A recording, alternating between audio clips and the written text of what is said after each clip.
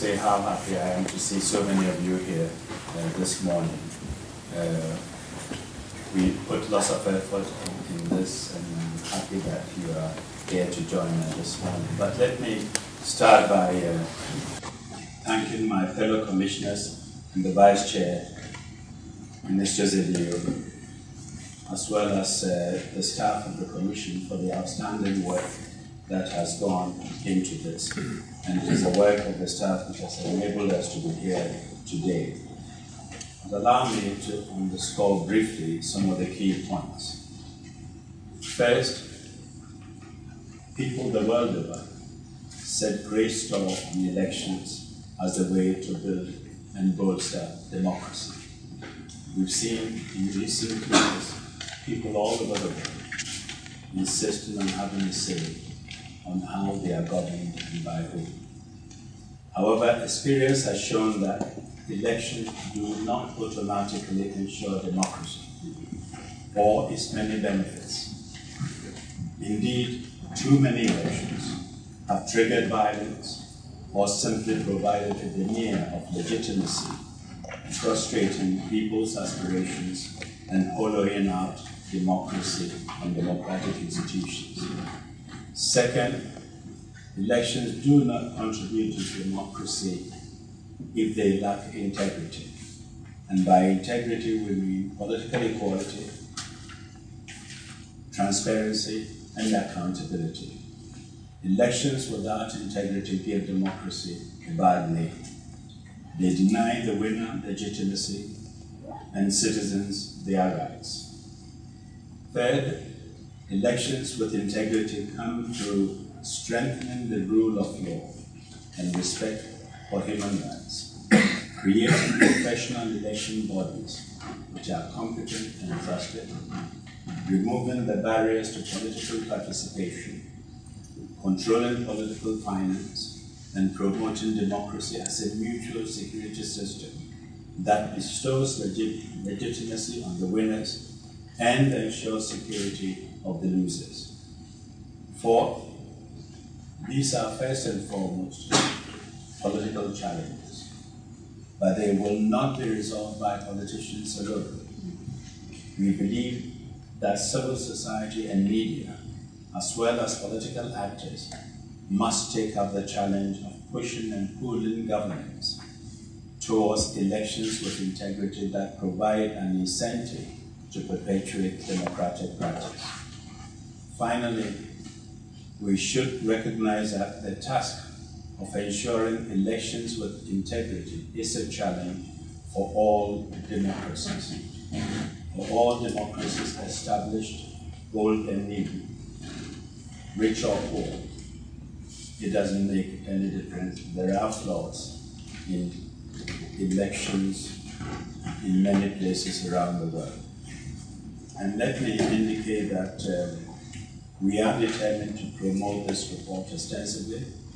And today this report is being distributed to 20,000 parliamentarians, civil society, multilateral agencies, and governments around the world. We urge you to consider the report's recommendations and initiate national dialogue on its contents. I would now want to turn to my Vice Chair, Ernesto, to share with you some of the specific recommendations that we have made. Well, our report identifies 5 fundamental challenges to electoral integrity. And you can read in our report about those challenges. Having identified those challenges, we go on to make, I would not say detailed, but a specific recommendations on how to tackle those challenges. The first one has to do with the rule of law.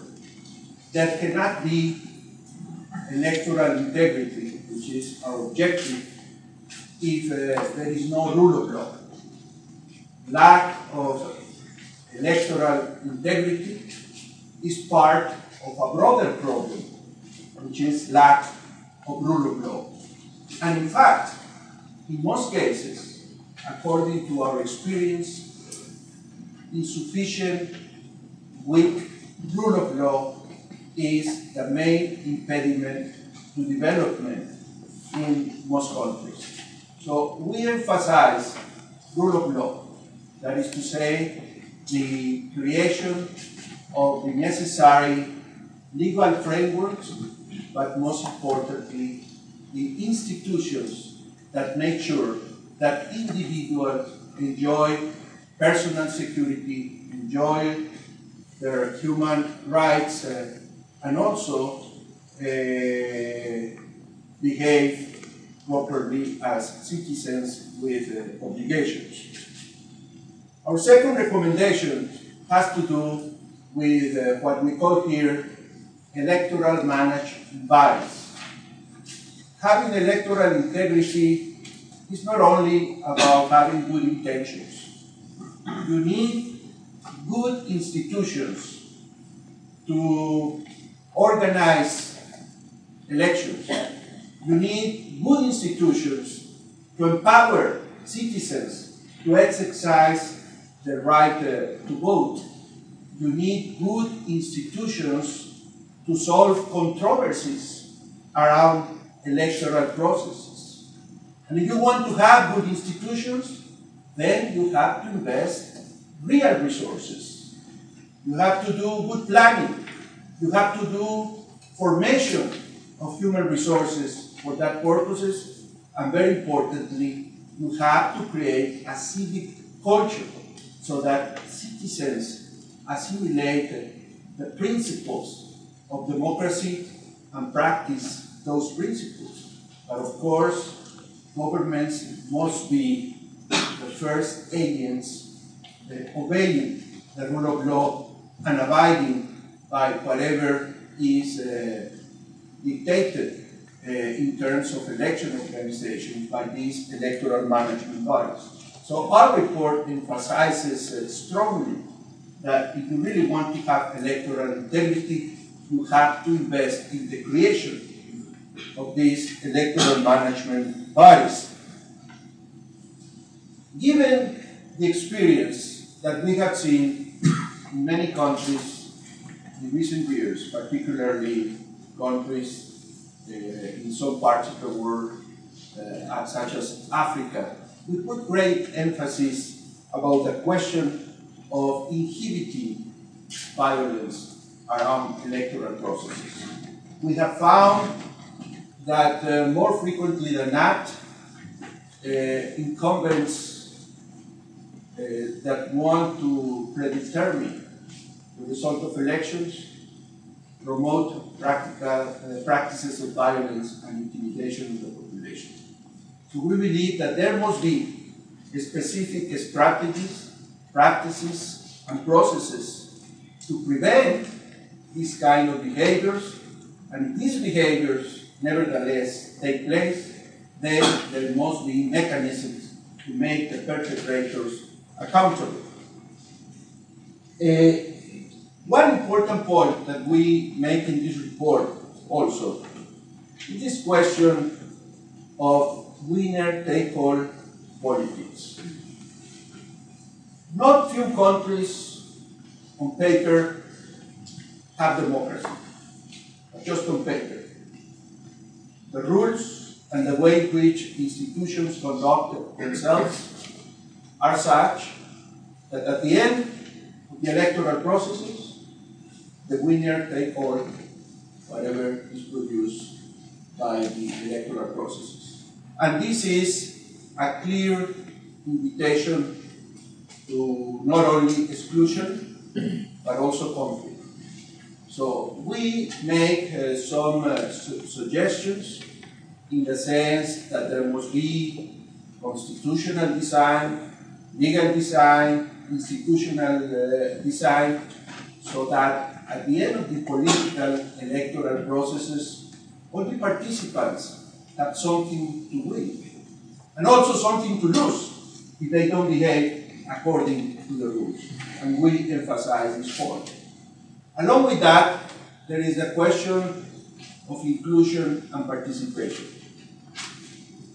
Formally or in practice, we have found in our report, in our research, that there are still numerous barriers for political participation in many countries. Barriers against the participation of women, of minorities, of marginalized groups.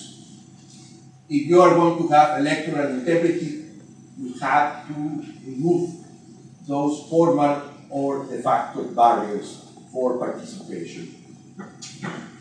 We also, and now this made the news when this were Secretary General, and now I am afraid that this will be the headline, is a question of political finance. We are extremely concerned. We had a very lively debate in our meetings about this question. We believe that one of the biggest threats against democracy, both in developing and developed countries, has to do with the question of political finance. And here we are not singling out any country. Our concern has to do with the very well advanced democracies, and it also has to do with what's going on in those countries that have just started their democratic experience. We believe that there must be an international debate about this topic. Because if democracy is about equal political rights, if democracy is about achieving equality before the law, if democracy is about inclusion, then it is unacceptable that special interests, either sanctioned by the law or at the margins of the law, control political systems, control electoral processes by virtue of putting money into those processes. So we are really giving a voice of alert. There is no a silver bullet to address this issue. Some of us tend to have some ideas on how to go about it, but we recognize that it depends on the conditions of every country. It depends on what is happening today and what is the history. But we believe that practically in every case, this is an issue that must be addressed urgently. Otherwise, democracies will continue to weaken and to fail to honor its important objective.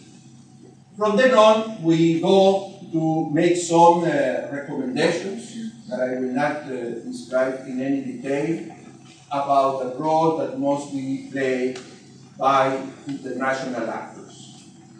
I think if you allow me to single out the question of what the international community is going to do after 2015. At the Millennium Summit conveyed by you in year 2000, the international community committed to the Millennium Development Goals to be achieved by 2015. There is now a discussion ongoing about what to do after 2015. I was in one of those discussions with the Present Secretary General of the United Nations and top management last week, and I have asked them to incorporate explicitly the objective of promoting democracy and electoral integrity as a fundamental objective, because in our view, this is something fundamental. You really take seriously the objective of the election. So that would be the Secretary General. I wish to share my viewpoints on the report on the perspective of the Asia-Pacific regions, countries in democratic transitions as well as emerging democratic countries in the Asia-Pacific regions.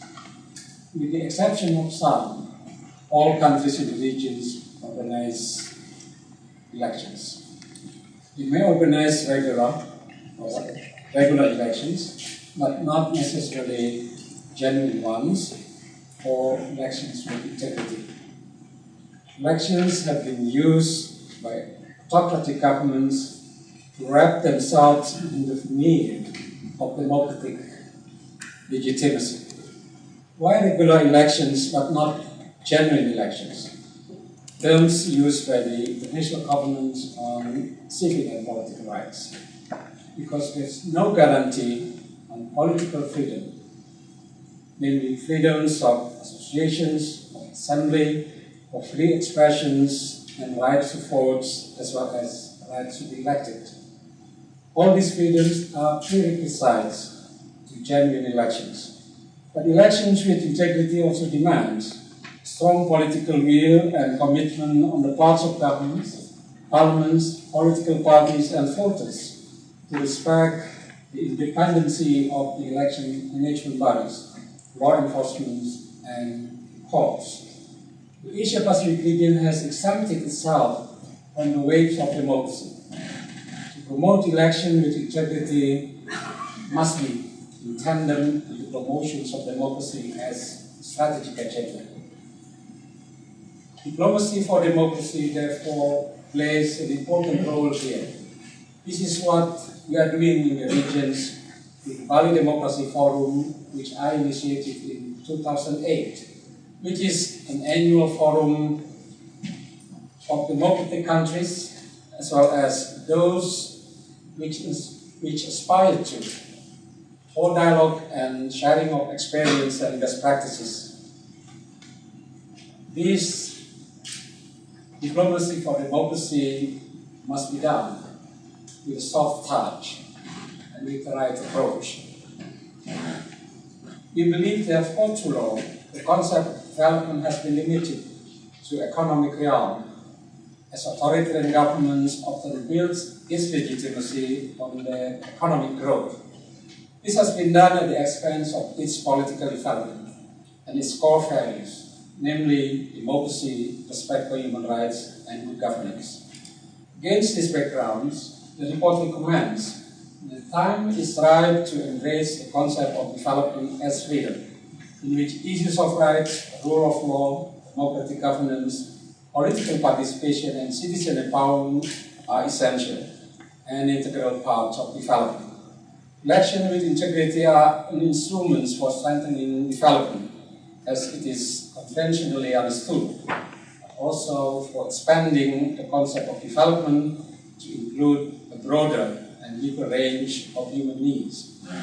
Moreover, a focus on elections with integrity is timely now, and I should underline what my colleague, Vice Chairman Sedillo just said, for one other reasons. Citizens, non-governmental organizations, international organizations, and governments are beginning to debate the development framework that should replace the Millennium Development Goals, MDG, after 2015. Being new democracies, we have to continue our effort to consolidate democratic gains. Hence, capacity building plays an important role here, including the creations of professional EMBs with full independence of actions. Competence and popular perceptions of EMBs and their staff shape overall perceptions of and confidence in the integrity of elections. International and regional cooperation play a crucial role and must be made more efficient, more accountable, and more effective.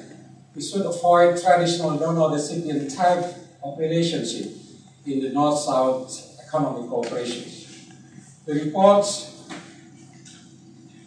recommends that donors should be better integrate democracy and integrity of elections with development and security assistance. Finally, countries in transition to democracy, especially in its initial phase, need urgent assistance. International communities should provide assistance to allow these countries to have capacity to organize elections with integrity. While expectations of the people in the countries of democratic transitions are high, equally difficult task for countries in democratic transition is to prove that democracy works and brings to a better life for their people. And I thank you very much.